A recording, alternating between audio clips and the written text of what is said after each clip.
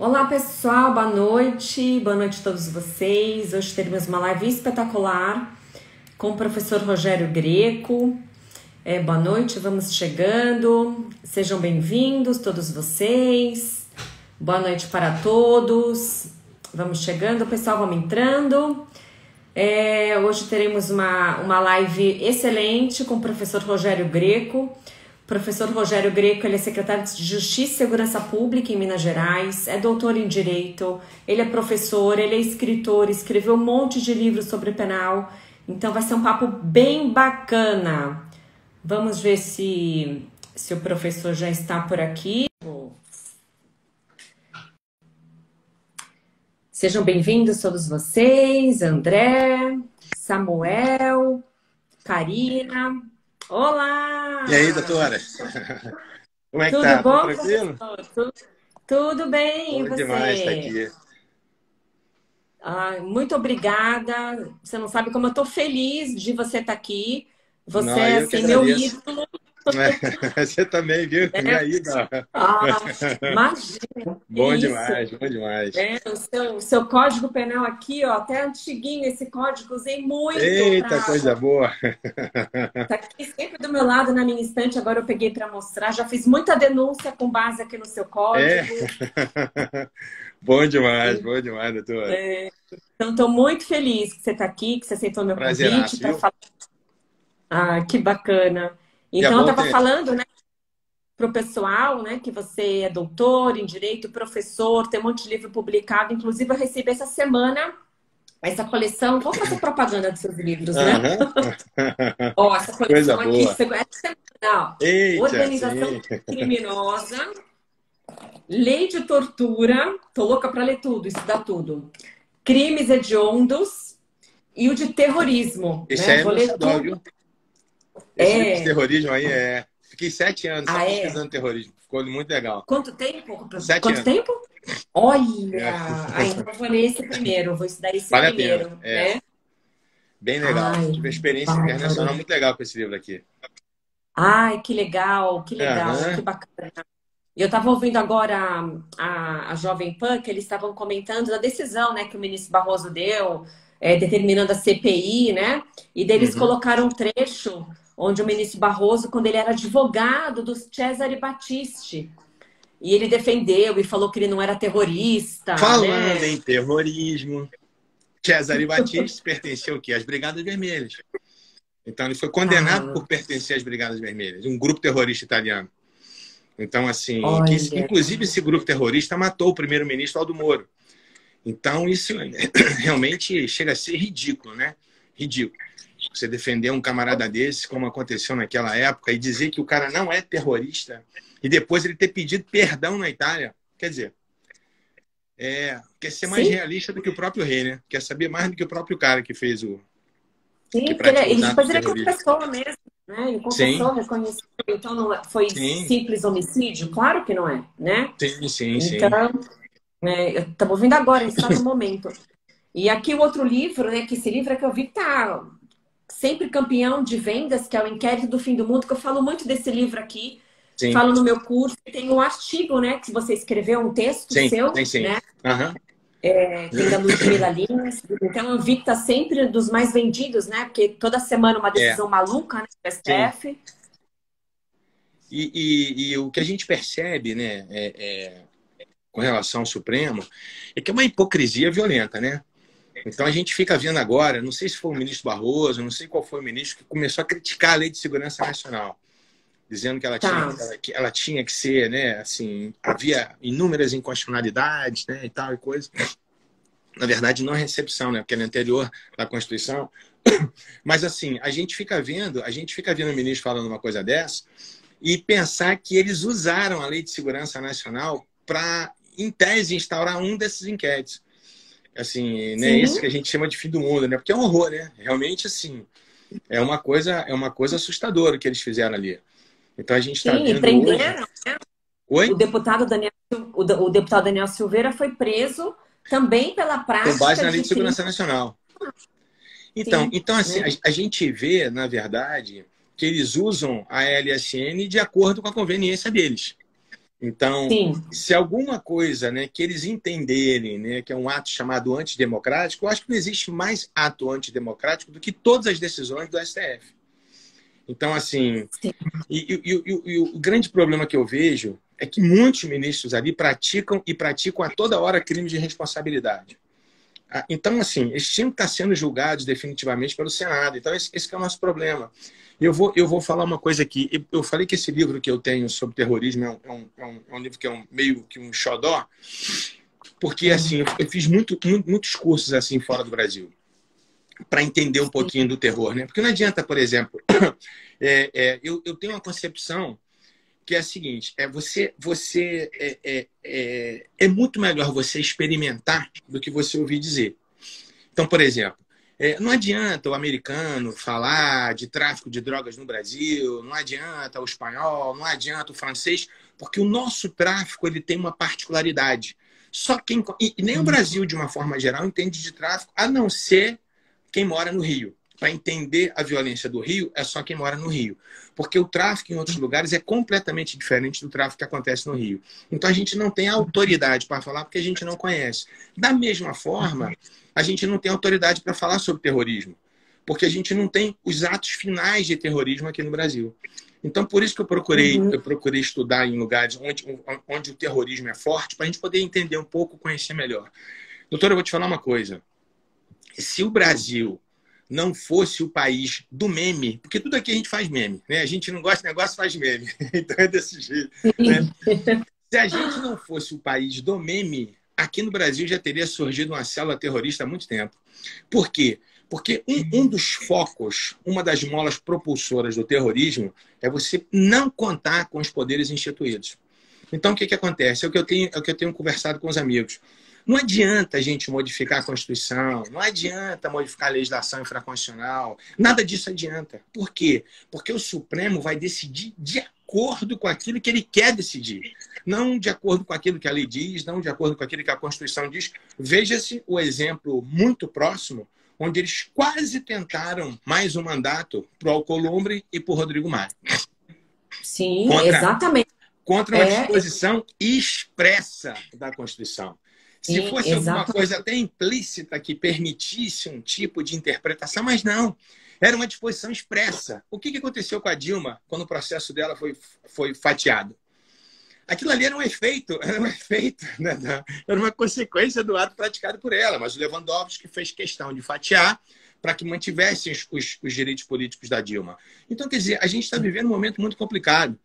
Então, por isso que eu sempre digo que, assim, a escolha do presidente Bolsonaro, ela é de uma importância assim, absurda, né? Porque se a gente mantiver uma corte desse nível, assim, a gente está vivendo realmente um verdadeiro show de horrores.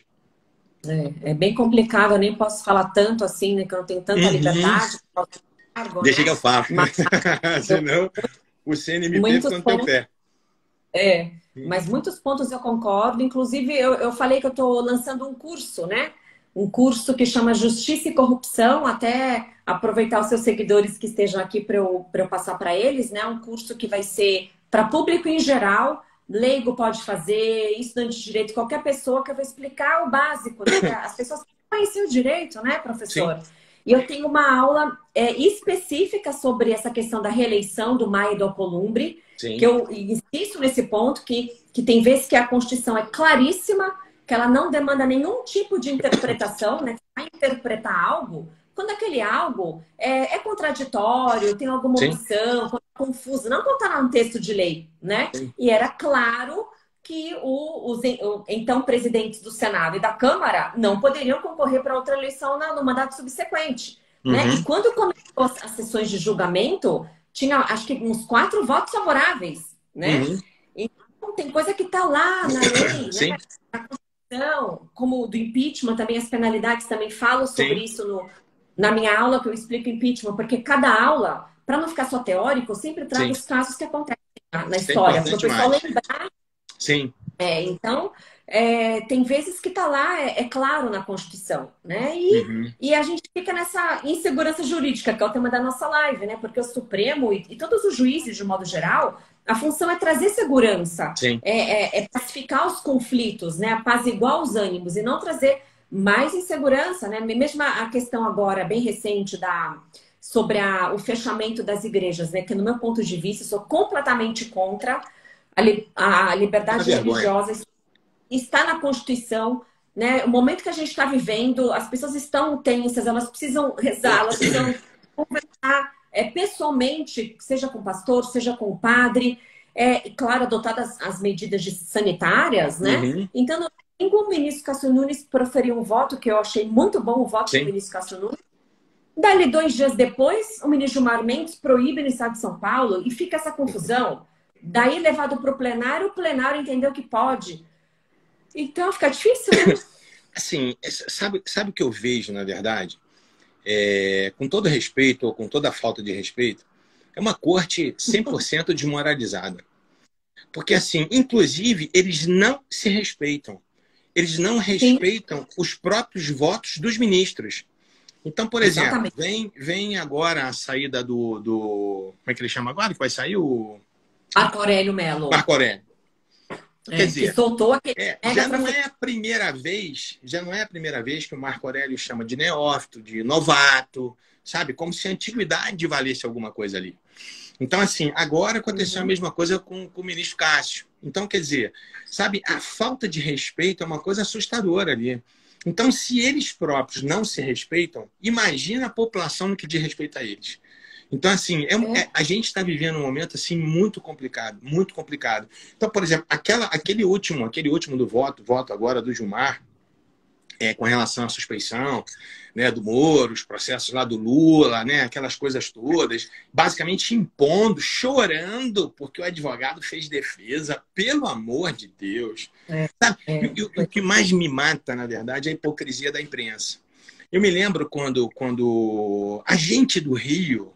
assim, as pessoas até têm uma certa implicância com o carioca. O carioca tem um sotaque meio diferente, mas além da gente ter um sotaque um pouco diferente, o carioca, o palavrão, ele faz parte do dialeto carioca. Assim, é difícil você encontrar um carioca que não fale um palavrão. E a gente viu aquela reunião do Bolsonaro, ele xingando todo mundo, né? Ele dando bronca em todo mundo. Ali ele era o líder, chamando a responsabilidade de todo mundo, do jeitão dele. Aí a imprensa veio e caiu de pau. Não sei o que absurdo, que falta, né? De postura do presidente. Beleza. Aí o Gilmar Mendes me faz uma live. E no final da live, ele, achando que já tivesse desligado, ele vai e me solta um palavrão. Beleza. Até não foi grandes coisas nem nada, mas fez a mesma coisa. Bacana. E aí ele foi entrevistado por um desses programas esquerdopatas que tem por aí. E aí, no programa de entrevista, no final, vem a repórter e fala assim com ele: ministro, né, naquele momento lá foi tão bom, né, o senhor ter falado um palavrão, mostrou que o senhor é gente como a gente. Olha como é que a coisa é seletiva. Quando o Bolsonaro é o Bolsonaro falando qualquer coisa, que ele é daquele jeito, não adianta mudar, ele é daquele jeito. Quando ele fala, quando ele se expressa, a imprensa vem e cai de pau. Quando outra pessoa faz uma coisa parecida, aí não. Aí já pode, aí ele é gente como a gente. Então, assim, hoje a gente está vivendo um momento de crise de identidade desses ministros. Crise. Porque o que mais me assusta é olhar esses ministros antes da Lava Jato, ou no começo da Lava Jato. Sem apoiar. E depois, essa mudança radical. Aí eu fico me perguntando, o que aconteceu? Será que o crime de corrupção, por isso, doutora, que esse curso que a senhora vai fazer é um negócio assim assustadoramente bom? Todo mundo tem que fazer. Sabe por quê? Porque eu tenho me batido nesse problema da corrupção já há muitos anos. Quando eu entrei no MP, eu sou bem velhão, eu entrei no MP em 89. Quando eu entrei no MP em 89, em 92, eu fiz uma mini lava-jato aqui numa cidade do interior de Minas. Eu processei metade da Câmara dos Vereadores. O presidente da Câmara naquela época ficou preso aqui com a gente quase 4 anos. Isso, na época, era uma coisa assim inusitada. Por quê? Porque até a Constituição de 88, a gente tinha um MP fraco. A gente tinha um MP subserviente. Aqui em Minas, só para que a turma tenha uma ideia, para o promotor ele ser promovido, para ele ser removido, ele tinha que falar com o cabo eleitoral do deputado da região. Não era nem o deputado, Nossa. ele tinha que falar com o cabo eleitoral do camarada. Aí vem a Constituição de 88 e dá esses poderes todos para o MP. Foi aí que o MP cresceu. Foi aí que a nossa instituição virou realmente uma instituição forte, né? Tanto é que, na época, as pessoas diziam que o MP, né, além da imprensa, na verdade, seria o nosso quarto poder, seria o MP. Começou a ser, lembra dessa discussão toda que falava da gente? Quando a gente ganhou esses poderes e eu comecei a processar esses vereadores todos, assim, aquilo tudo era uma coisa inusitada, porque político nenhum era processado. Eu tenho aqui em casa pilhas e pilhas de jornais daquela época, assim, das reportagens, né? O promotor processa todo mundo, vai prender, não sei o quê, tal, tal, tal. Beleza. Então, assim, a corrupção, ela é uma coisa no Brasil endêmica. Ela é uma coisa, assim, assustadoramente forte. Então, por isso que as pessoas no Brasil eles têm que entender mais sobre o crime de corrupção. Para mim, né, as pessoas até, eu não quero que confundam isso que eu vou dizer, mas o corrupto, ele é infinitamente pior do que o homicida. Ele é infinitamente pior do que o latrocida. Porque o corrupto, ele é um genocida. Esse camarada faz um extermínio em massa. E a gente tira foto com ele, tira selfie. Hoje não. Hoje o brasileiro acordou. Antigamente, a gente via esses vagabundos todos, aí se encontrava com um camarada desse no aeroporto, encontrava aí, ia lá, tirava foto. Hoje não. Hoje esses caras são repelidos. Isso é bom. Sim. Eu sou, assim, eu sempre curti esporte violento, eu sou um cara que gosta de esporte violento, mas, assim, eu odeio violência como violência. Eu não me sinto bem a forma, muitas vezes, como esses caras são tratados nos aeroportos, porque é uma forma violenta. Mas, por outro lado, eu vejo a população indignada com esses caras. Assim, acabou aquilo que eles tinham antigamente. Então, por exemplo, a gente vê, né, rodando aí nos grupos aí de WhatsApp e tal, até fora do país. Quantos e quantos vídeos a gente já recebeu do próprio Gilmar, não tendo sossego em Portugal. Tá lá, curtindo, né, tomando, né, um peramanca lá, bacana, lá em Portugal. Aí chega um camarada, reconhece, né, aí começa a xingar, começa a criticar. Ou seja, eles perderam aquele glamour que a corrupção dava para eles, né? Mas por isso, assim, né, só interrompendo, esse curso seu eu vou fazer, viu? Esse curso seu vou fazer mesmo. Eu vou te dar um de presente. Não, vou fazer. Eu gosto demais de ouvir. Obrigada. Então, estou fazendo até um agora do Ministério da Justiça também, muito legal, sobre drogas, né, sobre organizações criminosas. E é sempre bom a gente ouvir, por isso que eu falo com a galera. E só aproveitando o gancho aqui também, eu estou fazendo um curso de pós-graduação bem legal para a turma que já está nas últimas vagas. Conta pra gente, como é que é essa pós? Essa pós é em Ciências Penais e Segurança Pública. E assim, mas é muito top, muito top. Só gente assim que não só tem a bagagem doutrinária, mas tem a bagagem prática muito forte. Então a gente tem aulas aqui de inteligência, contra-inteligência, terrorismo. Assim, show. Vale muito a pena. Não, vai fazer, você vai dar aula pra gente. Vai ser nossa professora. Eu quero, saudade de dar aula. É legal também. É muito legal online, né? Que nem aqui eu faço lives, eu ensino direito, né? Tô gravando o meu curso, mas é muito bom também sala de aula, né? Ver o aluno, tirar dúvida. Sim. É muito bom. E a tua pós já estão abertas as inscrições ou não? Já estão, na verdade, já está no finalzinho, faltam pouquíssimas vagas. Acho que segunda-feira fecham as vagas. A quem quiser, pode entrar no meu site, rogeriogreco.com.br. E a Dani, deixa eu ver a Dani é minha filha, já está mandando mensagem aqui. A Dani já entra em contato. Bom demais. Sua filha? A Dani que está coordenando lá. Ótimo, então rogeriogreco.com.br. Ai, maravilha. Pessoal, aproveita. Tem que estudar. E eu vejo isso, professor, que as pessoas estão querendo aprender, né? Elas não... Porque agora, como você falou, a nossa mídia, a imprensa distorce muita coisa. Então, antes a gente sempre se informava pelos jornais, assistia o noticiário. Agora a gente sabe que não é assim, né? A gente tem que saber analisar essa matéria. Será que é isso mesmo? Será que está correto? Então, eu sinto assim uma sede de ter informações, de ter aprendizado. E o direito, todo cidadão tem que entender direito, né? Mesmo quem não é da área, um pouquinho tem que conhecer, um pouquinho tem que saber. Para ter mais propriedade, né? Para na hora de falar, por exemplo, quando fala do impeachment, né? Quando alguém chegar, o impeachment da Dilma foi golpe. O cidadão brasileiro tem que saber por que que não foi Sim. golpe, né? Qual o crime de Uhum. responsabilidade que ela cometeu, né? Então o Uhum. cidadão se sente mais seguro, né? Mais brasileiro, né? Se Uhum. sente mais Uhum. seguro. Isso, né? Estão falando aqui de concurso, professor. Quando é que vai ter concurso? Todo mundo falando aqui. Ah, não, Quando é, que vai é ser só eu entrar aqui que a galera toda já ferve no concurso. É porque a nossa secretaria aqui vai fazer um concurso para os policiais penais, né? Então, a nossa Secretaria de Justiça e Segurança Pública. Então, aqui em Minas, a gente tem bem dividido. A Polícia Civil tem seu chefe de polícia, a Polícia Militar seu comandante, e a Sejusp, né, que é a Secretaria de Justiça e Segurança Pública, a gente tem como tropa os policiais penais e os agentes socioeducativos. Então, a galera toda está querendo fazer o concurso, vai sair o concurso esse ano, se Deus quiser. São 2.400 vagas para policiais penais e mais aí bastante. também um monte de vaga para socioeducativo. Então a galera estuda, vai estudando. A gente estuda até passar. Então não fica esperando edital, Isso, não. Já tinha que estar estudando há muito tempo. isso. É o que eu falo para os meus alunos de concurso também. Já tem que estudar, sempre tem que estudar. Não adianta Uhum. sair o edital para estudar. Não, tem que ter a base, tem que ter a É isso bagagem. aí. E daí, depois você faz a revisão, né? Porque se deixar para estudar tudo depois, não dá tempo, é muita Não matéria, é dá muita tempo. coisa. E como É diz a muita Bíblia, coisa. muitos são chamados, poucos são os escolhidos. Então, assim, o edital é aberto, vem a galera, mas passam poucos. Então, estuda, porque não perca tempo. Já tinha que estar estudando há muito tempo. Se Deus quiser, vai sair. Fica tranquilo aí, galera. Mas todo mundo pergunta por isso. Não tem jeito de fazer a live e não perguntar. Uhum.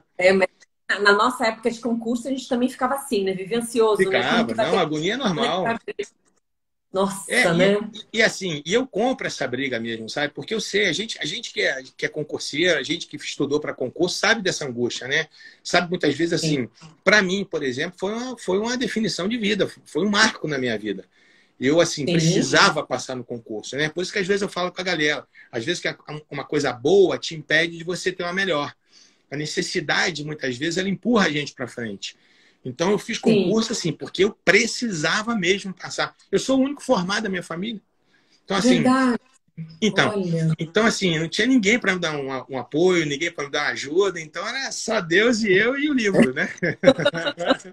Então, por isso que eu acho legal o concurso por isso. Concurso é uma coisa democrática. Não precisa Sim, conhecer sim. ninguém. É só estudar. Exatamente, exatamente, né? Então isso ajuda muitas pessoas, né? Muita gente faz direito e não tem familiares com escritório, Sim, é, então vai sozinho, vai na fé, e estuda bastante, né? Faz é isso aí. curso, é muito bom, né? Dar um beijo aqui para a Tiana, minha grande amiga, ela vai ser minha aluna também no meu curso. Coisa A boa. Tiana muito na campanha 10 medidas contra a corrupção, lembra dessa campanha? Sim, Que é, sim. Foi do né? MPF, né? Do MPF, Então, foi, pô, colega, sensacional. porque a gente tem que mudar a lei, né? Porque a lei é muito Sim, frouxa. sim, A lei é o que eu sempre falo para os meus alunos: o direito penal, o processo penal não é feito para proteger o réu, para sim, proteger o bandido, né? Ao sim, contrário, é para sim. proteger a sociedade, a vítima, né? É, Então, sabe o fala. que eu fico vendo muitas vezes, assim, às vezes eu converso com os amigos e falo, pô, Rogério, você mudou, né, e tal, você não era assim há 20 anos e tal, coisa. Não é que eu tenha mudado, a sociedade mudou, a violência mudou assustadoramente. Eu fico vendo amigos citando o von List, dizendo que o Código Penal é a carta magna do delinquente, que não foi do século XIX. Nós estamos no século XXI e a gente não tem mais aquela sociedade do von List no século XIX. Então a gente o código hoje tem que proteger a sociedade. Então, assim, Sim, e a gente precisa dessas modificações. Mas, voltando ao nosso assunto do Supremo, enquanto a gente tiver uma Suprema Corte ruim desse jeito, não adianta. Para ter uma noção, essa semana eu estava fazendo uma live aqui. Não, foi até no Terça Livre, com o Max, né, com o Cássio. Eu acho estava. que foi um dia depois de mim. Acho que eu falei com eles, acho que na quarta, né? Aham. E você foi ontem que você Acho que falou? Ou foi foi ontem, na acho que quarta? foi ontem, nem me lembro agora se foi ontem. Agora não me É, lembro. Porque tanta coisa também é. vai embolando. Mas é. Mas eu estava explicando a eles, quando surgiu a Lei 8.072, na minha opinião, posso estar equivocado, mas assim, a interpretação completamente equivocada do Supremo. Então, a Constituição, quando ela criou os crimes hediondos, ela entendeu que aquelas infrações eram tão graves, tão graves, tão graves, que elas eram rotuladas como hediondas. Então, assim, eu tenho uma coisa que é terrível, por isso que ela é chamada de hedionda. Independente do rol que for escolhido, que o rol é uma eleição política do legislador, bacana, mas está rotulado como hediondo e afins. Beleza. E eu tenho as outras que não são hediondas. Legal. Aí vem o Supremo e dizia inicialmente o artigo que a pena para aqueles crimes seria cumprida integralmente em regime fechado. Bom, estava top, estava ótimo. Vem o Supremo e liquida a fatura. Se eu não me engano, foi até num caso de estupro, na época, né? Estupro, se não me engano, foi de vulnerável, alguma coisa assim. Mas, enfim, o cara vai, o Supremo vai e declara a inconstitucionalidade do artigo naquela época, para dizer que aquele artigo, quando dizia que a pena tinha que ser cumprida integralmente em regime fechado, ele ofendia o princípio da individualização da pena. Quando, na verdade, era justamente o contrário. Quando a gente estava protegendo ali o princípio da individualização. Então, quer dizer, mas sabe qual é o problema que eu vejo hoje, realmente? Se a gente fizer uma radiografia no Supremo, aí eu queria que a gente identificasse o seguinte: quem é penalista no Supremo Tribunal Federal? Ninguém. Ninguém. Você tem um monte de pitaqueiro, né? Você tem o Marco Aurélio, que veio do Tribunal do Trabalho, você tem, né? Você tem grandes administrativistas, constitucionalistas, mas ligados ao direito penal e ao processo penal, ninguém. Pois então, assim, eu falo isso, desculpa te interromper, mas na portaria do inquérito do fim do mundo, né, que o ministro Toffoli instaurou, ele colocou lá para apurar o crime de fake news. Mas que crime é esse? Eu estou me perguntando até hoje qual o tipo do fake news. Não existe, uma coisa completamente atécnico, sabe? Não tem um penalista, um processualista penal lá. E pior, não sei se você reparou, ele colocou não só para apurar as fake news, que não existe tipo específico de fake news, mas sim crimes contra a honra. E aí o cara vai e ainda coloca para apurar crime de denunciação caluniosa. Não tinha sido instaurado absolutamente nada. Para se poder imputar alguém uma denunciação caluniosa, você tem que dar início a uma investigação, seja administrativa. Sim, e quando os caras não fizeram nada. Honorabilidade do Supremo. O Supremo não tem honra subjetiva. O Supremo não tem visão dele próprio. Mas... Não, e, assim, e a gente mudou tudo. Eu não tenho mais um foro por prerrogativa de função. Eu tenho agora um foro por prerrogativa da vítima. Então, quer dizer, o inquérito foi instaurado lá não porque alguém, entre aspas, que tinha foro, né, entre aspas, privilegiado, praticou uma infração penal, mas sim porque as vítimas eram o ministro Supremo. Pô, não faz isso. Então, assim, a gente fica vendo essa canalice, esse show de horrores que, assim, honestamente, vai enojando, né, a população como um todo. E aí, quando a população começa a falar mal do Supremo, já fica com medo, como aconteceu com aquele jornalista que hoje parece que está paralítico. Né? Assim, o Oswaldo Eustáquio. O Oswaldo Eustáquio, né? Então, você não pode criticar o Supremo. Depois me vem um ministro querer falar em democracia, que na época da ditadura, né, suposta ditadura militar. Pô, não faz isso. Sabe? Eles são, assim, hipócritas ao extremo, honestamente. Eu ia falar paradoxal, né? Porque hipócrita é pesado, mas são hipócritas mesmo. Então, que democracia, quando a favor deles, né?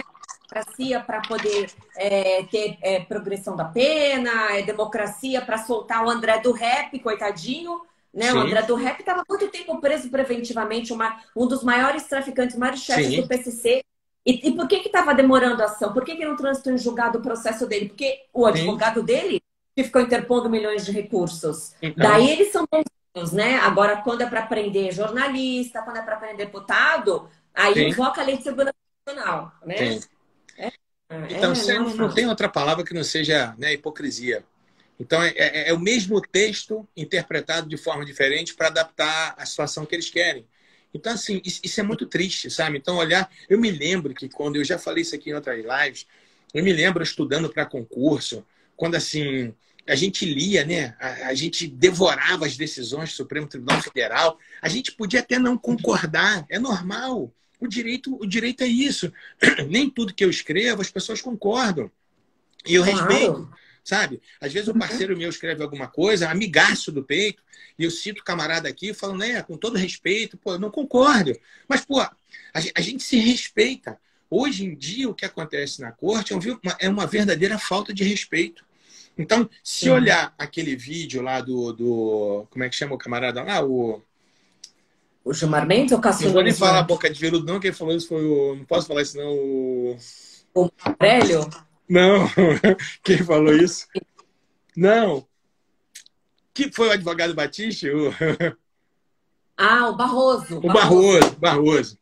Se for olhar o Barroso xingando o Gilmar Mendes, sabe, assim, a gente vai vendo. Não, e o Gilmar falando mal Mas, da Lava Jato. mas o Barroso foi elegante até quando falou, né, que ele tinha pitadas de psicopatia, Sim. né? Até ele foi. Então, assim, esse fio já começou com o Joaquim Barbosa, né?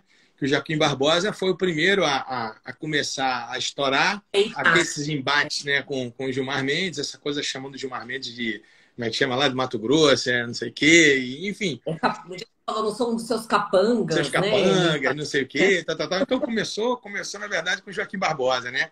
Isso agora ganhou corpo e a gente vê, sabe assim, esses ministros dando pitaco em tudo, sabe? Dando pitaco no governo federal, querendo governar. Eles não foram colocados lá para isso, sabe? Então a gente fica vendo essa decisão última agora do Barroso, determinando a instauração de uma CPI, isso é ridículo. Isso chega a ser ridículo. Agora, eu queria ver se eles próprios não determinassem também ao Congresso Nacional, o Senado especificamente, para julgar os impeachments que estão lá, dos ministros, dos seus pares. Exatamente. Hoje eu recebi muita pergunta nas minhas caixinhas, mas eu fiquei o dia inteiro gravando aula e não consegui responder. Sobre essa decisão do ministro Barroso, né? Primeiro, a gente sabe que tem o princípio da inafastabilidade da jurisdição, né? Que as demandas podem chegar. Tem que julgar de alguma forma. Faz parte, né? Agora, não é porque chegou que a justiça tem que se debruçar, tem que dar um posicionamento. Então, a partir do momento em que o ministro Barroso recebe uma ação interposta por um partido político, por senadores, né? E determina monocraticamente que o presidente do Senado abra uma CPI do Covidão, para mim, né? No meu entendimento, isso é uma profunda violação da tripartição dos poderes. Aí é uma ingerência no poder legislativo indevida? Você não acha, professor? Sim. E outra coisa, a gente percebe até pelos depoimentos que eles dão a toda hora na mídia, eles têm uma atividade político-partidária fortíssima. Fortíssima. E eles são proibidos disso. Sabe? Eles já elegeram... Com o Felipe Neto, não fez? Com o Felipe Neto? Sim, fazer live com o Felipe Neto, e sabe, isso chega a ser ridículo, sabe? Ridículo. Então, assim, a gente vê, eles realmente já tomaram partido, existe um mecanismo muito forte. Então, por isso que eu sempre gosto de dizer isso aqui, que o presidente, ele não tem o direito de errar. Ele não pode errar. Porque a gente tem que começar a mudar essa corte, sabe, assim, para ontem. E mais, o ideal, na verdade... Quando eu fiz esse curso nos Estados Unidos sobre organizações criminosas transnacionais, a gente, no final do curso, a gente tem que fazer uma defesa. Então, assim, o meu tópico era justamente corrupção, né? E essas organizações criminosas transnacionais. E eu estava explicando que, assim, não adianta o combate à corrupção no Brasil enquanto a gente tiver uma composição do Supremo do jeito que ela é. Primeiro que é um absurdo, é inadmissível o camarada ficar até os 75 anos. Então, quer dizer, segundo, aquele camarada que foi colocado no Supremo Tribunal Federal por um determinado presidente da República, ele jamais podia julgar esse mesmo presidente da República. Ou as pessoas ligadas ao partido daquele camarada que o colocou. Ou seja, há uma suspeição assim natural. Natural, foi o cara que colocou. Aí eu fico me perguntando, gente, o Toffoli, ele trabalhou com o Zé Dirceu. Então, como é que o Toffoli tem autoridade assim, moral para poder julgar o Zé Dirceu com isenção? E antes, ele foi advogado do Partido dos Trabalhadores. Foi advogado da AGU também. Mas então, não dá para... Não tem como dissociar uma coisa da outra. Ah, não, agora eu sou ministro, esqueço todos os meus amigos, né, que almoçavam todos os dias comigo, né, tomavam uísque na minha casa todos os dias, né, a gente fazia churrasco, né, em todos os finais de semana. Pô, não faz isso, sabe? Então, assim, é um mínimo de dignidade. E quando o Gilmar Mendes foi padrinho de casamento da filha do Jacob Barata, né, do Rio de Janeiro, e ele solta a pessoa, mas, gente, não pode. Não tem coisa que não tem argumento, não tem a menor razoabilidade. Não. E mais, ao que parece, o Jacó Barata, ele fez delação ou colaboração premiada, ele confessou tudo. Então, assim, e o Gilmar nunca permitiu que ele fosse preso. Então, quer dizer, isso a gente vai ver numa sequência de atos. E, por outro lado, a gente fica vendo essas porcariadas. Sarah Winter soltar um rojão na porta do Supremo, ser crime previsto na Lei de Segurança Nacional, enquanto vê os caras do MST aqui em BH e pintam de vermelho a fachada inteira do prédio da Carmen Lúcia, está tudo normal, está tudo bem. Então, assim, sabe, a gente vê que realmente as decisões são muito seletivas, são muito direcionadas. Isso é muito ruim para a gente, muito ruim. Você não poder contar com os poderes. Uhum. E a gente estuda e faz mestrado, faz o doutorado e tal, e quando vê o direito é rasgado, a Constituição é rasgada, e quando você falou que eles nem se respeitam a si próprios, agora, recentemente, teve um exemplo, né, que o Cássio Nunes deu um voto muito bom contra a suspeição do ex-juiz Sérgio Moro, dizendo que ele não tinha suspeição. Viu a agressividade que o ministro Gilmar Mendes usou contra ele? Foi nossa! E contra nós? Ele chama a gente da Lava Jato, essa gente. Ele não os procura, essa gente. E agora ele falou que essa gente fuma erva estragada. Não, pelo amor de Deus. Pelo amor de Deus. Assim, olha, isso é ter a certeza absoluta da impunidade. Ele não tem a sensação, não. Ele tem a certeza absoluta que não vai dar em nada. E eu me lembro que quando a Lava Jato assim, tava no auge, o Gilmar, né, dessa mudança radical dele, de defensor inicial, de criar a tal de cleptocracia e depois passar a odiar a Lava Jato de uma forma assim, assustadora. E eu me lembro, numa das sessões, ele chegando, ofendendo o Deltan, ofendendo toda a equipe da Lava Jato, dizendo que aquilo era uma organização criminosa, que a Lava Jato era uma organização... Mas espera, ali naquela sessão estava a Procuradora-Geral da República, a Raquel Dodge. Se ele chamou a Lava Jato de uma organização criminosa, ela é a chefe da organização criminosa. E ela não fala nada. E ela fica quieta. Então, assim, sabe? A gente vai ver esses desmandos aí.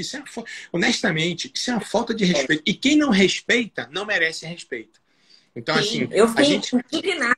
A gente só está tendo essa crítica mais ácida com eles porque eles não respeitam ninguém. Então, se eles não respeitam ninguém, a gente também não tem que respeitar. Porque eles xingam todo mundo. Dizer que fumou erva estragada, isso, aquilo, outro. Peraí, pô. Sabe? É isso. E o Deltan, depois, então, voltando da PGR, eu achei um absurdo essa sessão. Ele xingando a instituição a qual ela representa, a qual ela chefia, e ela quer. Eu achei isso um absurdo, sabe? E logo depois teve a eleição para a lista tríplice, né? Para procurador-geral.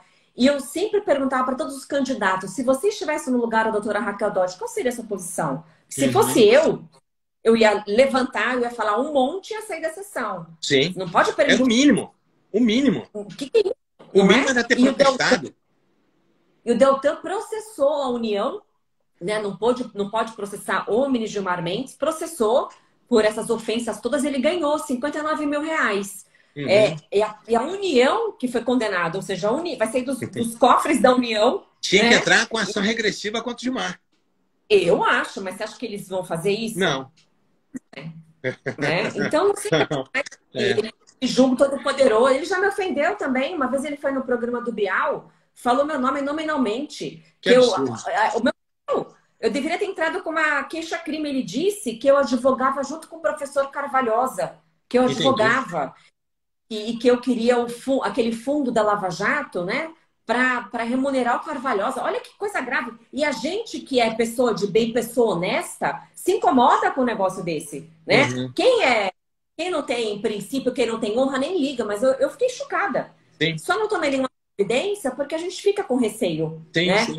sim.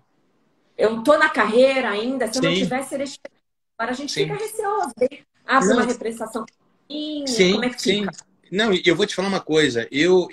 Quando eu saí do MP, eu acho que eu saí na hora certa. Porque hoje eu tenho liberdade para poder falar o que eu quiser. E o MP não é mais o MP de quando eu entrei. Sabe? Então a gente passou por um processo de evolução muito bacana, muito legal no MP. E hoje a gente vê um processo decadencial. Sabe, o MP, assim, dominado por esses camaradas. A gente não pode falar nada. Quando a gente trabalha, você é punido administrativamente. O Conselho Nacional do MP, muitas vezes, né, não deixa você fazer nenhum tipo de crítica, mesmo você sendo professor. Então, assim, a gente que é professor, a gente que está em sala de aula, a gente tem o direito de se expressar, independente do nosso cargo do MP, né? Então, Claro. assim, então o camarada não seja professor, porque você chegar e ser uma múmia, né? Ser um zero à esquerda, não ter opinião, não poder criticar. Hoje você, quem é do MP, assim, é complicado criticar o ministro, é complicado criticar qualquer autoridade, porque os caras já vêm em cima, entendeu? Então, isso não é democrático. Isso não é democracia. Mas, uma coisa, aqui no MP de Minas, quando aconteceu o impeachment da Dilma, um monte de gente do MP aqui foi para a Assembleia colocando com camisa lá golpe, golpe. Mas pera, mas cadê a proibição de atividade política partidária? Então pode, não é? Quando é da esquerda, pode. Então, assim, entendeu? Então, assim, a coisa é muito seletiva. É por isso que esses dois enquetes são assim. Olha dentro dessa enquete policial, me perdoe a polícia, que esse é uma indignidade chamar isso aqui de enquete policial. Olha esses enquetes malditos do STF, vê se tem alguém aqui, né, de viés de esquerda. Ninguém, absolutamente ninguém. Marcelo Freixo, né, veio a público dizendo que tinha que destruir o governo. Não era, como é que ele falou? Nós não temos que... Ele usou até a expressão, sei lá, esqueci agora o que o camarada falou, mas ele falou que tinha que, não era resistir, que tinha que destruir o governo Bolsonaro. E aí está fora da Lei de Segurança Nacional. O camarada, um professor lá de uma federal no Rio, sei lá, a universidade do cara, o cara vem, não sei se você viu isso viu uma palestra que ele deu dizendo que tinham que colocar as pessoas que tinham um pensamento diferente da esquerda no paredão e mereciam um bom fuzilamento. Então, assim, aí pode falar o que quiser. Agora, é só a gente criticar, pronto. Aí a casa cai. Exatamente. Quem é de mais conservador, quem é de direita, aí não tem o direito à democracia, né? Democracia é só para um lado, né? Exatamente. E fica uma situação complicada, né? Eu até ia falar uma coisa agora, acabei esquecendo. Do termo de genocida, né? Sim. Chamar o presidente de genocida, que está previsto na Lei de Segurança Nacional, que caluniar o presidente da República é um crime nacional. Então, a lei da época da ditadura, aí não pode, né? Agora, quando alguém ofende os ministros do STF, aí tem essa perseguição. Então, por quê? São diferentes autoridades? Tá lá na lei, né? Tem que ser aplicada para todos, né?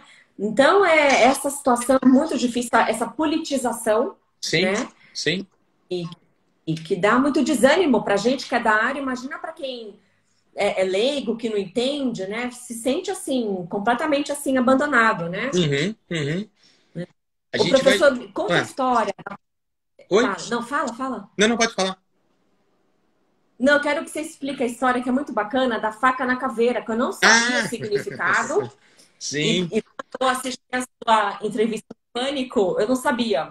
Conta pra gente, que é muito bacana. Então, eu gosto muito da atividade policial, né? Então, eu tenho uma afinidade muito bacana assim, com as forças policiais. Então, graças a Deus, aqui em Minas, a gente tem uma integração muito legal, sabe? E eu sempre gostei muito, eu fiz jazz e tal.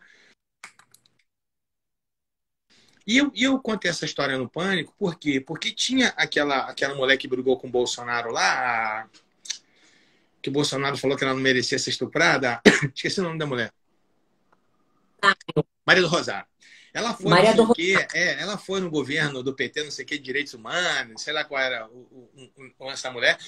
Mas ela queria, na época, acabar com o simbolismo da faca na caveira. Ela queria tirar dos fardamentos, queria tirar das viaturas a faca na caveira. Por quê? Por um desconhecimento histórico absurdo. Então, no Pânico, eu expliquei às pessoas que a caveira, pela caveira, ela realmente representa a morte. Mas a faca na caveira ela tem um simbolismo muito bacana para as operações especiais do mundo, não diz respeito ao BOP. Então, essa história da faca na caveira, ela começa, embora um outro contexto, a história, mas a história que prevalece é que no final da Segunda Guerra Mundial, 1945, um grupo de operações especiais ingleses chamado de Comandos tinha entrado num bunker da SS. E a SS, eles tinham como símbolo realmente a caveira. Além do fardamento dele ter os dois raios, que simbolizavam os dois S, na verdade, na cobertura, né, na boina deles tinha a caveira. Nos bunkers, normalmente, em cima das mesas, tinha um crânio, realmente, lá. Então, o simbolismo deles era a caveira que representava a morte. O Hitler, ele era o comandante em chefe das SS. Em 1933, até antes de 1933, ele tinha criado uma tropa chamada de SA. Só que ele perdeu o controle dessa tropa. E eram uns carniceiros, arruaceiros, ficavam brigando em bar. Era um negócio assustador. E aí depois ele cria as SS com aquele perfil, né, aquela coisa toda da loucura do Hitler, né, do Ariano, aquele negócio todo. O cara tinha que ter uma série de características para ser da SS. Enfim, mas um dos principais símbolos da SS era o crânio. Só que em 1945, quando essa tropa de operações especiais inglesa tinha passado por uma série de campos de concentração, visto nessas atrocidades todas, né, do nazismo, do nacionalsocialismo, quando os caras estavam tão revoltados com aquilo, né, vendo aquelas atrocidades todas, quando um policial, quando um soldado, né, dos comandos ingleses entra nesse bunker e ele vê a caveira, ele fica com tanta raiva daquilo, com tanta raiva que ele sacou o punhal, né, que todo comando tinha um punhal. Ele sacou o punhal e com força ele foi, pô, cravou o punhal no crânio. E isso, a faca na caveira, ou seja, o punhal no crânio, não significa morte. A faca na caveira significa morte. Mas a faca na caveira significa a vitória da vida sobre a morte. Ou seja, a vida estava prevalecendo ali no lugar da morte. Então, aquilo ali, a faca na caveira, acabou virando o símbolo de operações especiais do mundo inteiro. Não é uma coisa do Brasil. Aí vem a mulher. Sim. E a gente que participa desses cursos de operações especiais sabe assim, o quanto é difícil um policial chegar até o fim de um curso desse. Tem cursos aqui, já houve curso no BOP do Rio, que chegaram 3, assim, no final do curso. Até não é muito legal isso, porque se investe muito para formar um policial de operações especiais. Então, assim, mas os cursos são muito difíceis. Aí você chega um policial desse, que ele fica lá, né, 5 meses fazendo um curso de operações especiais. O cara vira uma capa, né, ele perde a gordura toda do corpo, o cara vira um zumbi. E assim, quando esse cara acaba o curso, para ter noção, ele tem que passar um período de ressocialização. Ele não pode voltar direto para casa dele, porque ele vira um monstro, ele vira um bicho. Ele está acostumado a comer tudo no chão, ele come tudo com a mão, né? Você imagina ele chegar em casa, ele vai ter mais os modos que ele tinha. Aí volta ao normal, né? Mas assim, aquilo é tão intenso, que ele só vive por turno dele, só vive para os amigos ali. Vira uma irmandade. E aí o camarada chega no final do curso, aí vem uma doente dessa e quer arrancar o coração do cara, tirando a bolacha da faca na caveira, porque ela imagina que aquilo ali significa a morte. Então, assim, essa falta de conhecimento, sabe, por conta que a gente ficava vendo aí nos governos anteriores, é que mata, sabe? Mas... Sim, e esse pessoal da esquerda, eles têm o desprezo pela carreira policial, né? Críticos, querem desarmar. É muito sem noção isso, né? Como que você vai desarmar uma polícia, gente?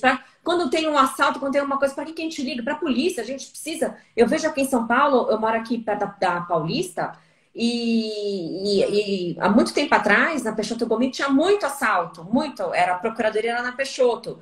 Colocaram aquela... Como que é o nome do negocinho? Uma unidadezinha que cabe só um policial, né? Uma guarita. Uma guarita. Uhum. Acabou, não tem mais isso. Então, até aqui em São Paulo, a polícia é muito boa. Então, a gente se sente muito mais segura, ainda mais mulher, né? Então, quando a gente vê uma viatura, se sente mais seguro, fica mais tranquilo. A gente tem de segurança pública, né? Um direito fundamental que está na Constituição. Então, eu não entendo onde que esse povo está na cabeça, tá com a cabeça quando eu falo essas coisas, né? É porque acho que nunca precisaram da polícia, ou precisaram... E assim, a hipocrisia é tão grande que eles são desarmamentistas. Mas a maioria anda com segurança armada. Quer dizer, você não é desarmamentista, irmão? Não é desarmamentista? Então se garanta, né, por conta própria. Não vai botar um camarada armado do seu lado. Quer dizer, eu sou desarmamentista, mas eu tenho aqui meu segurança que anda armado. Pô, isso é muito hipócrita, né, meu irmão? Uma vez eu vi a foto do Frei cheio de segurança, armado, né? Até uma deputada federal, também do PSOL, uma vez pediu escolta armada, porque não sei o quê. Na época até era o Witzel, o governador, que não deu. Sim. Enfim, então é muito hipócrita, né? É muita Sim, sim, hipocrisia. sim. Hipocrisia Ó, pura. aqui estão falando muito que você tem que ir para o STF, e eu concordo. Tem que Né? ser por ordem naquele tribunal. Você Aham. aceitaria, por favor? Ué, aceitaria, né? Mas é muito difícil. Mas Porque jamais colocaria uma pessoa com o meu perfil. Então, assim, mas tem que ser de direito penal, que entenda de é, penal, que tenha, que conheça a situação, né? Ou ser ministro de Justiça e Segurança Pública, não sei porque. imagina uma sessão, eu discutindo com o Gilmar Mendes, o negócio Você não ia ficar bom. O seria negócio ótimo. não ia ficar Uma campanha. bom. Não ia ficar O pessoal bom. vão fazer campanha. Professor Greco no STF. Precisa, Aham. precisa. Por ordem naquilo. Acabar com aquela politicagem, não pode, É gente. muito, Tem que ser uma. é absurdo e atrás de absurdo. É um negócio assim, realmente assustador. É. E tem muita gente que fala que eu também tinha que ir para o STF, mas eu Sim. não. Mas por que não? Não, não. Mas por que não? Primeiro que assim, eu acho muito difícil julgar, sabe? Eu Uhum. acho muito difícil. Eu não quero morar em Brasília, mas para o futuro, talvez. Mas tenho uma filhinha pequena, né? E eu sempre brinco que os meus colegas de trabalho não iam gostar muito da minha pessoa. A galera tá colocando o nome do William aqui. O William é um excelente nome, viu? A William William Douglas, né? Douglas. É. O William é um irmãozaço, um parceiraço. Às vezes eu dou até umas broncas no William, porque o William é muito conciliador, né? E às vezes acham que ele é Sim. progressista por ele ser conciliador. Mas não tem nada disso. É um camarada assim, top. Seria um ganho extraordinário para a gente se o William fosse para o Supremo, né? E ele está bem cotado. Então, assim, ele tem uma possibilidade grande, né? Então, assim, tá numa disputa boa lá para ir para o Supremo. Mas tem que ser isso, tem que Mas ser um camarada um pouco pé na porta, porque ninguém suporta mais do mesmo, né? eu prefiro o seu perfil. O seu perfil. E quando eu falo, né, das minhas lives, das minhas aulas do meu curso, que eu não uso juridiquês, porque, gente, não tem sentido aquelas sessões que duram 4 ou 5 horas e falando aquele linguajar arcaico que ninguém Sim, entende nada. Pra que isso, gente? Tem que ser papum, tem que ser com objetivo, tem que ser certeza. rápido. Aqui na secretaria a turma já entrou no meu ritmo. Eu odeio reunião. Odeio, odeio. E quando a gente faz uma reunião e tem muita gente, eu já falo, galera, 3 minutos no máximo para cada um. Porque é uma coisa insuportável. Insuportável. Aí o cara vai lá na raiz do problema e puxa. Irmão, o voto já está pronto. Lê só o essencial do voto ali, decide, pronto, não vai mudar nada.